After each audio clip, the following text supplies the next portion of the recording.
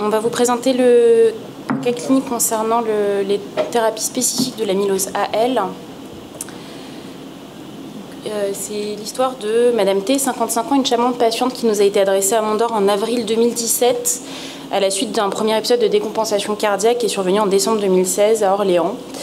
À l'époque, l'échographie cardiaque montrait une hypertrophie ventriculaire gauche. Sans plus de détails, le strain n'avait pas été réalisé. Et finalement, elle est réhospitalisée à Orléans pour cette fois-ci un AIT en mars 2017. Et en refaisant l'échographie à la patiente, elle semble quand même cette hypertrophie un peu plus, avec un aspect qui est fortement compatible avec une amylose cardiaque. Ils font une IRM cardiaque qui montre un rehaussement tardif du ventricule gauche et des deux oreillettes. Le strain confirmé chez nous est relativement effondré puisqu'il est à moins 6% au diagnostic initialement. Une fois avoir hospitalisé la patiente chez nous, on lui fait la scintigraphie HMDP qui revient normale sans aucune fixation myocardique. Et le bilan biologique nous donne le diagnostic puisqu'elle a une MGUS avec une électrophorèse des protéines sériques qui montre uniquement une hypogamma, mais en immunofixation la présence d'une chaîne légère monoclonale lambda. La protéine uride benjoate c'est positive elle aussi à chaîne légère lambda et le dosage revient positif avec un rapport kappa lambda à 0,08 et une DFLC à 88. Concernant la preuve histologique, on réalise une BGSA qui ne trouve pas de dépôt d'amylose. On est donc obligé de faire la biopsie endomyocardique qui confirme l'amylose AL avec un typage positif lambda. Tout ça est accompagné d'un contexte d'altération profonde de l'état général avec une perte de 8 kg mais sans aucun autre signe extracardiaque d'amylose. La première question qu'on souhaite vous poser est est-ce que vous avez une idée du traitement qu'on pourrait proposer à la patiente au vu des topos qui vous ont été présentés tout à l'heure?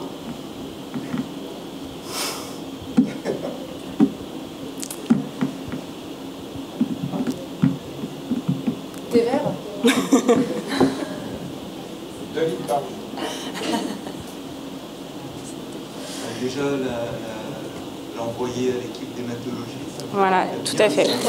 Donc on a discuté avec nos hématologues qui nous ont posé principalement deux questions. Un, la question des biomarqueurs pour pouvoir coter la gravité de l'atteinte cardiaque.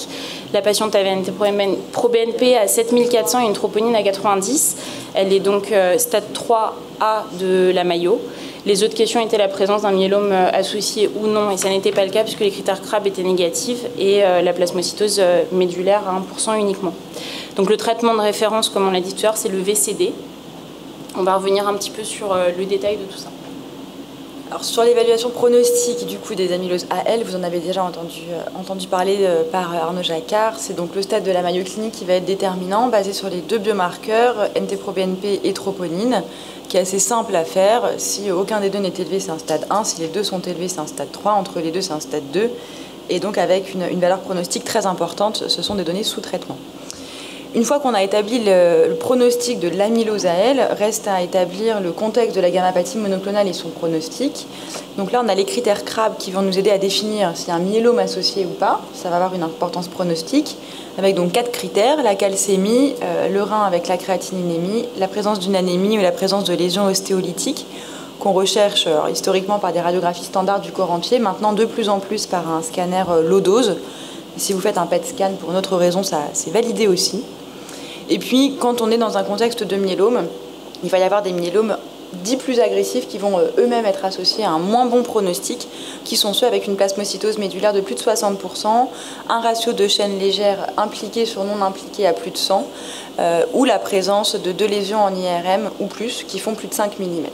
Quand vous n'avez pas ces critères de malignité de myélome agressif, on est dans le contexte de ce qu'on appelle le myélome indolent, qui pose quelques problèmes aux greffeurs cardiaques que nous sommes et qui normalement est associé quand même à un pronostic nettement meilleur que le myélome malin et qui, hors contexte d'amylose, ne justifie normalement pas de chimiothérapie si c'est un myélome seul, quand il n'a pas ces critères-là.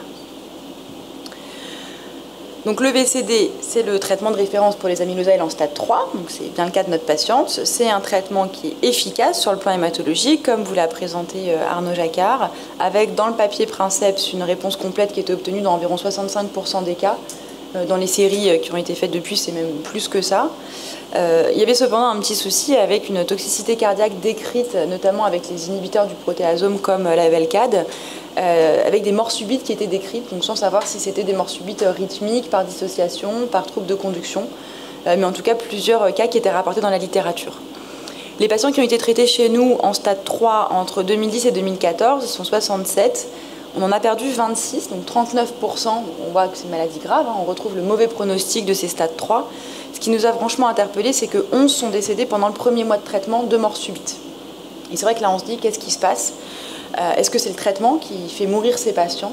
Et c'est pour ça qu'on a eu l'idée d'administrer le traitement en séquentiel, donc en introduisant chacune de ces 3 drogues, une par une, de façon à essayer de mettre en évidence laquelle allait être responsable des événements.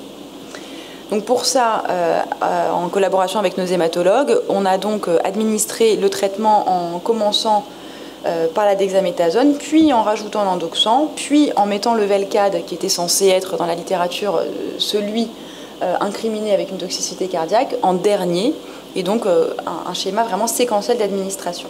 On vous a mis ici l'exemple de 2 patients qui ont été traités, chez qui on a dosé la troponine et le NT-proBNP. Et en fait, ce que vous pouvez constater, c'est que à chaque fois, à chaque administration de traitement, il y a une élévation du NT-proBNP qui va ensuite revenir à son état de base ou presque. Et ça, on l'observe ici chez 2 patients, mais on ne vous a pas montré, mais quasiment chez tous les patients à qui on a administré le traitement. Est-ce que vous avez une idée du coup de la molécule que vous allez incriminer pour expliquer cette élévation de troponine à chaque administration ? Vous pensez que c'est le Velcade ? Il n'y a pas de piège, hein ? A priori, ça ne peut pas être le Velcade, il n'est pas administré la première et la deuxième semaine. Donc c'est là qu'on s'est dit que la dexaméthasone était vraisemblablement responsable de la déstabilisation cardiaque de ces patients. C'est pourquoi.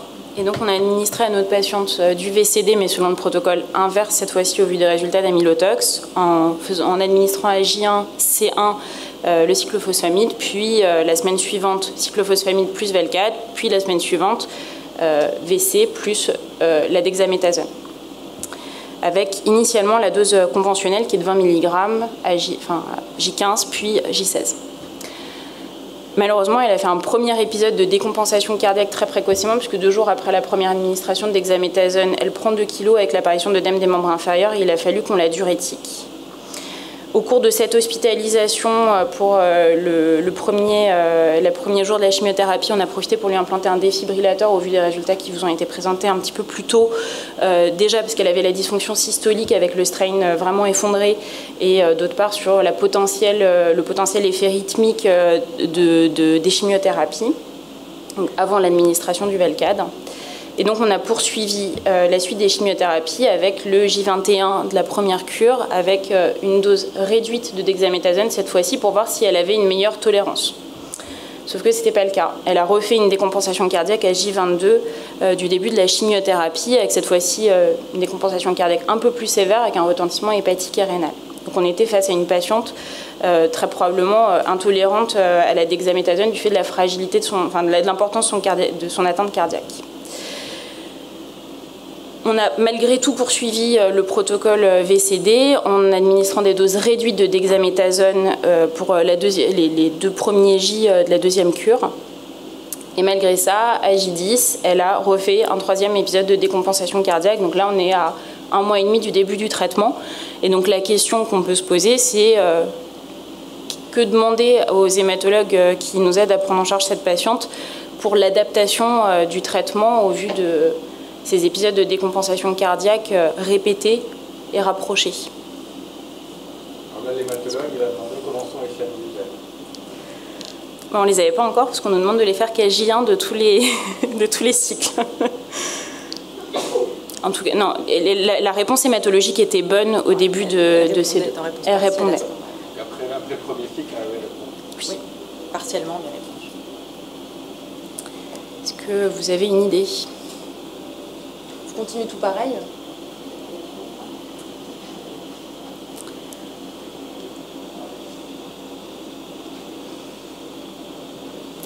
Bon, donc ce qu'on a fait, c'est qu'on a décidé d'un commun accord avec les hématologues d'arrêter d'administrer de la dexaméthasone au vu de la mauvaise tolérance de la patiente.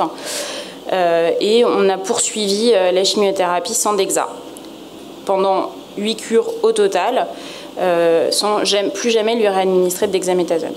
D'un point de vue cardiologique,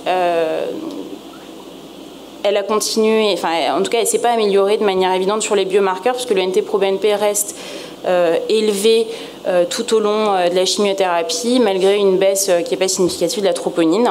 Ce que vous pouvez remarquer, c'est que chez cette patiente qui avait un seul antécédent de décompensation cardiaque dans le passé, on a débuté la chimiothérapie avec déjà 250 mg de Lasix, ce qui est quand même pas banal, donc on avait déjà augmenté et anticipé le fait qu'elle était très sévère sur le plan cardiologique et qu'il faudrait probablement la diurétiquer de manière importante.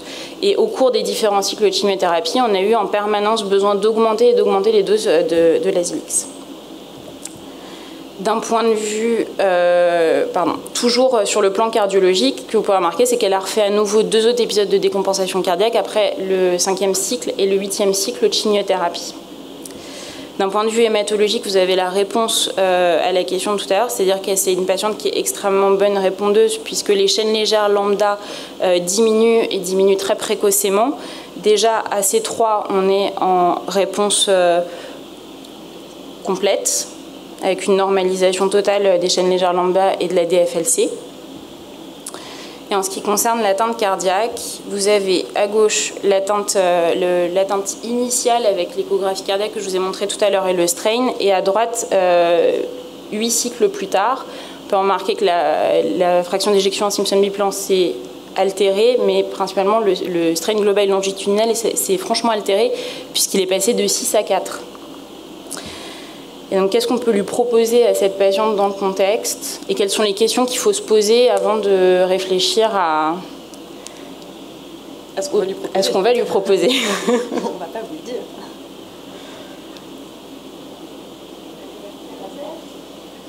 Ah oui. D'autant plus que, donc la réponse à la greffe cardiaque, d'autant plus que la patiente a vraiment une atteinte cardiaque isolée, elle n'est pas du tout dysautonomique, elle n'a pas d'atteinte rénale, donc c'est potentiellement une très bonne candidate. Donc effectivement, elle a été inscrite sur liste en février, donc après la 8e cure, devant un nouvel épisode de décompensation cardiaque en accord avec nos hématologues et en raison de la réponse complète qui se maintenait vraiment dans le temps.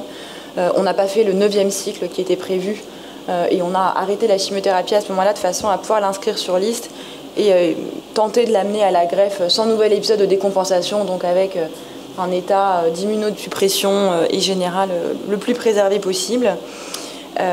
Et elle a finalement été greffée très rapidement, 1 mois après, sans souci particulier. L'intervention s'est bien passée et aujourd'hui elle va bien.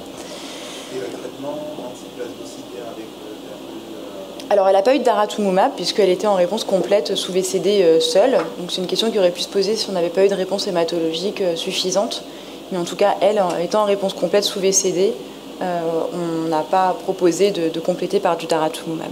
Il y a la réponse complète, donc c'est bon au niveau de la chimio. Moi, la seule chose où j'aurais peut-être regardé, c'est est-ce que c'est pas le Velcade qui est toxique pour le cœur? Parce qu'il y a une vraie toxicité qui n'est pas fréquente dans le Velcade, qui diminue la pression d'éjection. Donc peut-être qu'il aurait, enfin, a posteriori, peut-être arrêter plus tôt. Une fois que les malades sont en rémission complète, on n'est pas obligé de continuer aussi longtemps qu'on avait prévu au départ. Ouais. Elle n'avait pas de plasmocité. Non. Et regarder juste s'il n'y avait pas une toxicité du Velcade associée. Ça, c'est un truc. Sinon, c'est probablement une dame qui a une maladie trop grave, qui a une rémission complète et qui ne s'aggrave pas. Donc, faire une greffe cardiaque, je pense que c'est une bonne idée si elle n'a pas d'autres atteintes. C'est une discussion qu'on a de plus en plus avec nos hématologues pour les patients qui sont en réponse complète précocement comme elle, de est-ce qu'il faut vraiment continuer la chimiothérapie, surtout quand on pense à un projet de greffe derrière, pour justement essayer d'évaluer hors chimiothérapie comment ils évoluent.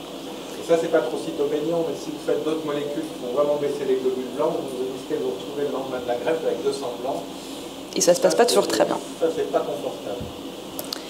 Alors, le bilan pré-greffe, chez cette dame, on n'y a pas pensé en fin de 8e cure quand elle a redécompensé. C'est un des autres messages de cette présentation et de ce cas clinique, c'est que finalement, on l'a débuté entre la première et la 2e cure, puisqu'elle avait déjà fait 3 épisodes de décompensation cardiaque, qu'elle était jeune, qu'elle n'avait pas de comorbidité, et que donc très vite, en fait, en voyant la gravité de son atteinte cardiaque, on s'est dit que ça sentait pas très bon et qu'on allait peut-être à un moment donné être obligé de la greffer. Le bilan, il ne faut pas forcément attendre d'avoir une réponse complète pour le débuter, parce que ça ne se fait pas en une semaine. Et c'est des patients qui ne peuvent pas nécessairement attendre d'avoir une réponse complète maintenue pendant 8 mois, comme c'est son cas. Donc le message, c'est pas attendre 8 mois avant de la greffer, mais c'est vraiment anticiper le bilan pré-greffe. Si on a la chance, comme elle nous l'a laissé, hein, puisque finalement entre C2 et C5, il ne s'était pas passé grand-chose, de se stabiliser, d'avoir une bonne réponse hématologique et d'avoir un recul hématologique suffisant, c'est très bien, parce que là c'est un cas assez caricatural de réponse dissociée entre l'atteinte hématologique et vraiment l'atteinte d'organes cardiaques. Donc là on sait qu'on a fait le traitement étiologique, que le traitement étiologique marche, mais que malgré ça, elle garde une atteinte cardiaque sévère. Si il avait fallu la greffer plus tôt parce que état hémodynamique instable, décompensation cardiaque plus fréquente, on serait probablement allé à la greffe plus tôt chez cette patiente, d'où l'intérêt vraiment d'anticiper le bilan pré-greffe. En conclusion, il existe un traitement étiologique efficace de l'amylose AL, vraiment, qui marche très très bien sur le plan hématologique, dont la tolérance cardiaque peut parfois poser problème et peut nécessiter vraiment des ajustements et une étroite discussion entre les hématologues et les cardiologues pour pouvoir adapter le traitement. La question qui se pose aussi souvent, c'est quand on arrête la dexaméthasone, les hématologues nous disent oui, mais c'est ça qui marche quand même. Donc quand on ne met pas de dexa, on ne va pas réussir à la traiter. Donc c'est complètement hypocrite de dire qu'on la traite sans dexa. Comme on l'a dit dans la salle précédente, le fait qu'elle ait quand même eu un peu de dexaméthasone au début, ça a probablement aidé à obtenir rapidement une réponse complète. C'est pour ça qu'on essaye à chaque fois. Mais si on ne peut pas traiter les patients parce qu'ils ne tolèrent pas sur le plan cardiaque, ça ne sert à rien de s'obstiner à les mettre en décompensation. Le pronostic ne sera pas meilleur. Et puis la possibilité donc de réponse dissociée, hématologique et cardiaque. Et dans ces cas-là, une indication de greffe assez évidente. Merci. Merci. Quel est le mécanisme de la décompensation sous DEXA? C'est juste la surcharge hémoglobinique que ça On ne sait pas, en fait. Il y a des très vieux papiers qui sont sortis dans les années 80 pour lesquels l'hypothèse c'est la surcharge hydrosodée. C'est quand même pas très clair, il n'y a pas de preuve évidente là-dessus. Nous, ce qu'on constate, c'est, comme on vous l'a montré, une élévation du NT-proBNP après la DEXA. Après, sur le mécanisme de la toxicité qui conduit à ça, pour l'instant, on ne sait pas. Et effectivement, des patients qui se présentent assez souvent après la DEXA ou qui rapportent assez souvent que les 24-48 heures qui suivent la DEXA, ça va un peu moins bien. Donc on est assez souvent amené à augmenter les doses de diurétiques pour encadrer l'administration de la dexaméthasone. Ça marche parfois, pas toujours, mais on le fait. Il y en a au contraire qui sont améliorés par la dexaméthasone. Ils sentent mieux là. C'est des corticoïdes, hein. C'est une rétention hydrosodée, clairement. Alors, nous on les fait en cardiologie, pour les stades 3 avec une atteinte cardiaque comme ça grave, on les fait toujours en cardiologie, au moins pour le premier cycle. Ce qu'on disait également avec d'autres personnes, c'est qu'on est organisé pour pouvoir les faire en cardiologie, avec des cardiologues qui sont assez au fait des risques de la chimiothérapie, de ce qui peut se passer, et des hématologues qui sont très sympathiques et qui viennent nous voir quasiment tous les jours pour faire les hockey chimio, pour vérifier comment ça se passe, etc. Donc après, je pense que c'est vraiment la collaboration cardio-hématologique qui est importante. Je pense qu'il y a des centres où le service de cardiologie n'est pas forcément dimensionné pour faire toutes les chimiothérapies. C'est quand même une organisation assez lourde. C'est différent d'un service de cardiologie classique. Les infirmières n'étaient pas forcément très habituées à faire les chimiothérapies il y a quelques temps. Donc ce qu'il faut, c'est vraiment que ce soit très très coordonné. Après, que ce soit les cardiologues qui aillent voir les patients en hématologie et qui soient très attentifs à la tolérance cardiaque du traitement ou l'inverse, je pense qu'il n'y a pas de recommandation, mais il faut vraiment travailler ensemble pour ces patients-là. C'est pas de la chimio lourde, c'est pas des pertes de 24 heures avec des complications. Oui, c'est de comprimés sous cut. Oui. Et quand ils sont pas en stade 3, ça se fait en HDJ ou à domicile. On le fait à l'extérieur. Et dans les stades 3, vous les gardez en hospitalisation combien de temps?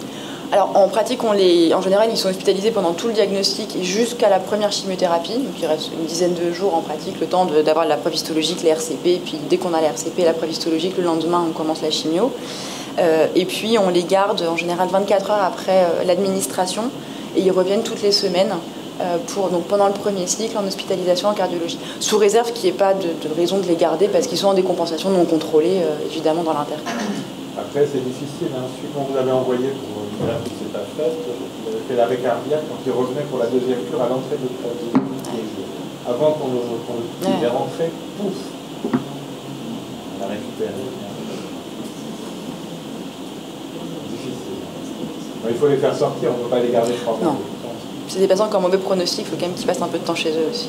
Alors, on a beaucoup discuté de DAI versus rien chez ces patients-là.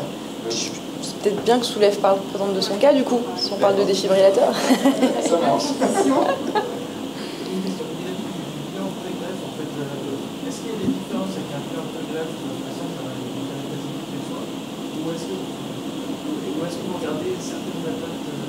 Oui.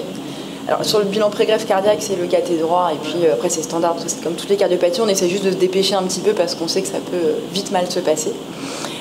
Concernant les atteintes systémiques de l'amylose AL, oui. Ah oui, oui, oui. Mais ouais, ça m'intéresse la question. Pré-capillaire mixte. Alors souvent du post-capillaire. Hein. Et vous les récusez quand ils ont vraiment... S'ils ont des résistances pas très élevées ou réversibles, on les récuse pas.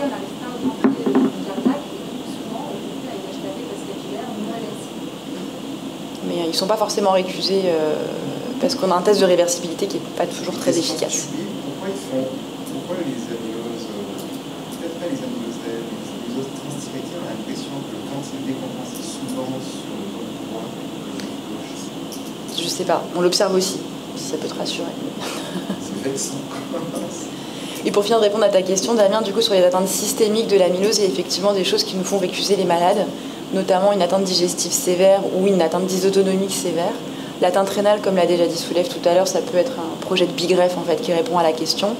Et le petit bémol, mais plutôt dièse, c'est-à-dire positif, c'est que les atteintes dysautonomiques et ou digestives peuvent vraiment bien répondre à la chimiothérapie. Donc un patient qui sera récusé à l'évaluation initiale sur ces atteintes extracardiaques, il faut quand même, s'il arrive à passer le cap de la chimiothérapie, continuer à le suivre, parce que vraiment on en a qui s'améliorent et qui du coup vont pouvoir avoir une levée de cette contre-indication et donc un projet de greffe cardiaque qui sera maintenu derrière, s'ils ne répondent pas sur le plan cardiaque. Je ne sais pas comment on va poser la question, juste un peu d'amylose trouvé sur une biopsie digestive. Ah oui, ça, non. c'est presque tous les malades. C'est vraiment les malades qui ont des lésions digestives qui peuvent saigner.